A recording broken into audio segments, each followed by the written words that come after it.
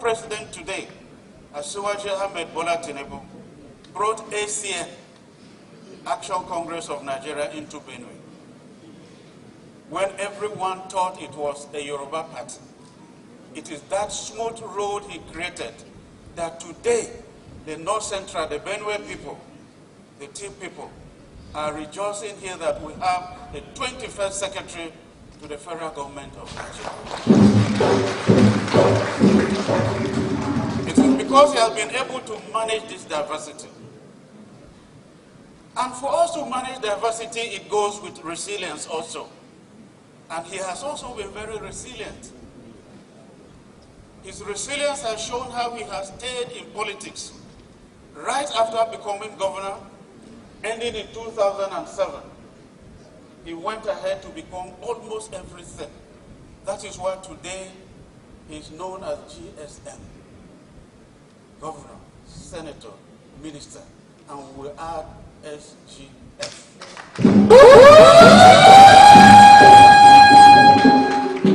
That resilience has kept him going. Even when people thought they had retired him from politics, today, Nigeria, Benue, stands to honor him. And so how can we manage diversity using his office? That office is a behemoth of activities. It reaches out to every Nigerian through appointment, through implementation, monitoring and coordination of government policies and activities. And he needs to reach out to every aspect of Nigeria. And he's in a singular position to manage the diverse polity of Nigeria on behalf of His Excellency, the President. And therefore, that is why in managing diversity, capacity is needed. And that's why he also needs to build the capacity of his office, so that by the time he ends, everyone will have the audacity to stand and say, well done. I'm coming to an end. I know you have given me 2 minutes. I have ended. And that is why today we honor Senator Dr. George Akume. And let me now say, I wish distinguished Senator Dr. George Akume that your KSJ, GCON, a very wonderful 70th Platinum birthday. And may the Lord bless and keep you. Thank you so very much. The paper presented, and that is more so because you have the presentation there with you. So we won't go over the paper. I'd like to invite for the next presentation, Professor Sawua Gabriel Nitio, and he's going to... The chairman of the member, Regina Akume, her mother. Your Excellencies, the Deputy Governor of Benue State, Dr. Sam Ode, my Lord Spiritual and Temporal, ladies and gentlemen, even if I'm not able to recognize, I recognize each and every one of you here. Greatest CUIT. Yes, we're here to celebrate our own. The celebrant is a member, George Akume, CON, KSJI, MTA, most distinguished alumnus. He is a member of our board of trustees. And he is a man of peace. And that's why we've come here to talk about that. And in doing so, I will quickly reference the chairman who said, Senator George Akume has given Nigeria peace. There's no doubt about that. And since all politics is local, he has also given Benue State peace. The chairman went ahead to say that during his 8-year term, we knew peace in Benue State. No, we're all living witnesses to that.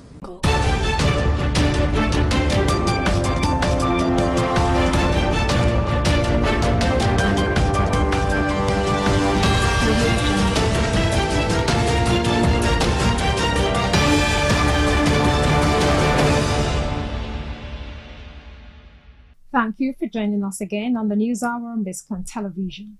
I'm Stella Opara. We'll begin with our top stories. The national scene, federal government begins teachers' recruitment for Build-a-thon initiative. INEC promotes 5,196 members of staff. In business news, food prices rose in November, says MBS. On the foreign scene, Donald Trump blocked from main presidential ballot in 2024. And in the weather sports, Nigeria ranks 4th in AFCON tickets purchased. Now the news in full. The Ministry of Communications, Innovation and Digital Economy has announced the commencement of applications for teaching positions under its Build-a-thon initiative program. The program, which was launched earlier in December, according to the Minister of Communication, Innovation and Digital Economy, Biscon Tv, will promote early technology adoption among senior secondary students. The program will run for 4 days in January 2024, and it is expected to have 1,500 students from 150 schools in 3 locations: Owerri, Maiduguri, and Abeokuta. The ministry announced the call for applications from prospective teachers on its social media page. The ministry added that the right candidates should be visionary educators, teachers, and enthusiasts who would be able to guide the next generation of tech innovators in secondary schools. He added that the overall goal of the program includes showcasing innovative projects, recognizing achievements, fostering future collaboration, inspiring future leaders, and promoting lifelong learning. Now, the Nigerian Meteorological Agency has predicted the likelihood of dust haze nationwide. NIMET's weather outlook, released on Friday in Abuja, predicted the prevalence of dust haze across various regions of the country. The agency attributed this to a high concentration of dust in the atmosphere. It added that horizontal visibilities will range between 2 kilometers and 5 kilometers in most areas. However, few locations within northern regions may encounter poorer visibility, with distances as low as 1,000 meters or even less. NIMET advised individuals to be mindful of the weather conditions and take necessary precautions to mitigate any potential health risks associated with the prevailing dust haze. Away from that, the Independent National Electoral Commission (INEC) has promoted 5,196 members of staff nationwide. The Commission disclosed this in its daily bulletin issued by the Director of Publicity and Voter Education, Adenike Tadese, in Abuja. Tadese said the promotion came on the heels of the 2023 promotion examination and evaluation carried out by the Commission in furtherance of its commitment to the welfare and development of its staff. A breakdown of the figure, according to Tadese, indicates that 55 deputy directors on grade level 16 were promoted to the rank of director on grade level 17, while 54 assistant directors on grade level 15 were promoted to deputy director cadre on grade level 16, among others. According to the statement by the National Commission and Chairman Information and Voter Education Committee, Sam Olumeko, on Wednesday, the decision follows a directive from the federal government via a circular issued on July 27, 2023. The directive mandated all directors with 8 years or more of service to retire from the public sector. Now, the National Association of Nigerian Students, NANS, had called on the federal government to declare a day of national mourning on the recent killings in Plateau State. It also said it was embarrassing that no one has been arrested in connection with the recent killings in Plateau State. Newsmen reported earlier that about 195 persons were killed in a Christmas Eve attack in 17 villages in Barkin Ladi, Mango, and Boko's local government areas of the state. The attacks had also displaced over 10,000 persons, many of whom were presently camped in churches, mosques, schools, and private residences. Reacting to the incident in a statement made available to newsmen, the students' body said they are saddened by the news of tens of worshippers who were brutally murdered in cold blood by bloodthirsty gunmen in Plateau State. NANS said it also found it disturbing that no concrete step has been taken by the government to honor the memories of those that were killed. In the latest development, days after the deadly Christmas Day attacks on Bokos, yet another community came under attack in the same local government on Thursday night. Reacting to the event, Transition Committee Chairman of Bokos, Monday Kasa, disclosed that marauders attacked the community at night, burning and destroying homes. Kasa explained that no death was recorded due to the timely intervention of security personnel. We'll take a short break now, and while we come back, we'll bring you business news. Stay tuned.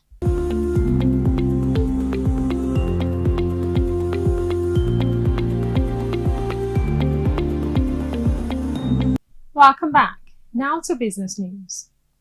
The National Bureau of Statistics says prices of beef, rice, beans, tomato, and other food items increased in November. Average price of 1 kilogram of boneless beef increased by 29.61% from 2,337.46 naira recorded in November 2022 to 3,029 naira in November 2023. It added that the average price of 1 kilogram of local rice increased by 73.16% on a year-on-year basis from 500 naira recorded in November 2022 to 867 naira in November 2023. Average price of 1 kilogram of brown beans increased by 44.99% on a year-on-year basis from 578 naira in November 2022 to 838 naira in November 2023, the MBS added.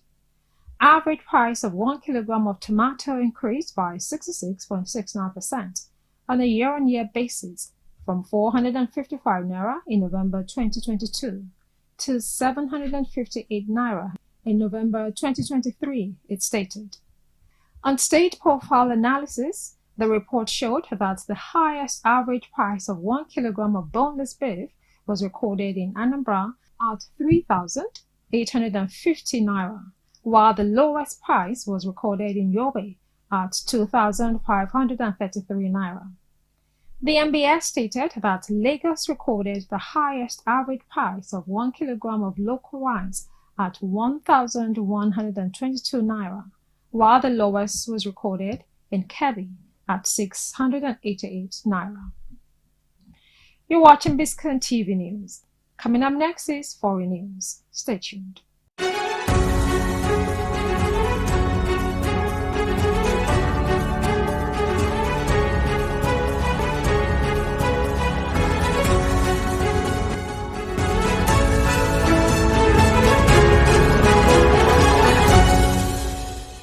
Welcome back. Now to foreign news. Maine's top election official has ruled that Donald Trump cannot run for president next year in the state, citing a constitutional insurrection clause. Secretary of State Shana Bellows said Mr. Trump was not eligible because of his actions leading up to the U.S. Capitol riot in 2021. Maine now joins Colorado as the two states to ban Mr. Trump from the ballot. The decisions increase pressure on the U.S. Supreme Court to weigh in. Colorado votes reliably Democratic. However, Maine is more politically competitive and would be more significant for Mr. Trump, the Republican frontrunner, to lose. The Trump campaign has already said it will lodge an appeal in the state courts against the Maine ruling, which won't take effect while the legal process plays out. Hours after Maine's decision, California, America's most populous state, announced that Mr. Trump would remain on the Republican primary ballots there. Courts in other states, including Michigan and Minnesota,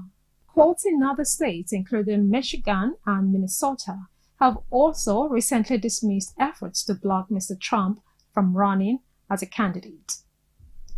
You're still watching the News Hour on Biscon Television. Coming up next is sports news. Stay tuned. Audio Jungle.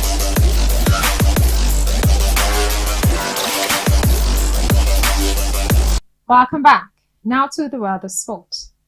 According to the Confederation of African Football, Nigeria ranks fourth in terms of tickets purchased ahead of the Africa Cup of Nations in Ivory Coast next year. The 34th edition of the AFCON has been slated to host January 13 to February 11, 2024, across 5 cities on the south coast of West Africa. Ticket sales for Nigeria are among the top 5 on the continent, says CAF. According to the data on the football governing body's social media page, a total of 12,544 tickets have been purchased by the country. The host nation, Ivory Coast, leads the pack with a formidable 32,307 tickets sold, closely followed by Guinea-Bissau, 28,614, and Equatorial Guinea, 16,237, in second and third places, respectively. Champions Senegal completed the top 5 in the number of tickets purchased, with 10,959 figures. Coincidentally, Ivory Coast, Guinea-Bissau, Equatorial Guinea, and Nigeria, who are leading countries in tickets purchased, are all paired in Group A. Coming up next is entertainment news. We'll bring you details shortly.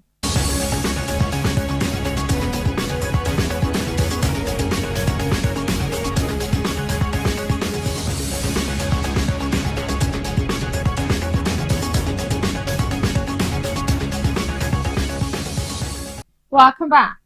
Now to entertainment news. The Lagos State Police Command has said it will not do guesswork in the investigation of the death of singer Ilerioluwa Aloba, popularly known as Mohbad. The State Police Public Relations Officer Benjamin Hundeyin, in an interview with newsmen, reiterated that the command had not received the report of the autopsy conducted on Mohbad from the pathologists. Hundeyin was responding to the demands of a civil society organization, the Take It Back movement, who during a press conference in Ikeja, Lagos, sought the conclusion of the investigation into Mohbad's case. The organization also feared that prolonged delay in the probe was capable of exposing Mohbad's wife, Wunmi, and child, Liam, to several attacks like cyberbullying, cyberstalking, organized malicious campaigns against their persons, and even physical harassment, alleging that this was the same fate Mohbad suffered while he was alive. Reacting when contacted by newsmen, police spokesman Hundeyin said they are not the pathologist who carried out the autopsy. And that's it for now on the News Hour on Biscon Television, compiled and produced by Tomiloba Abolarin. I'm Stella Opara. Thank you for watching.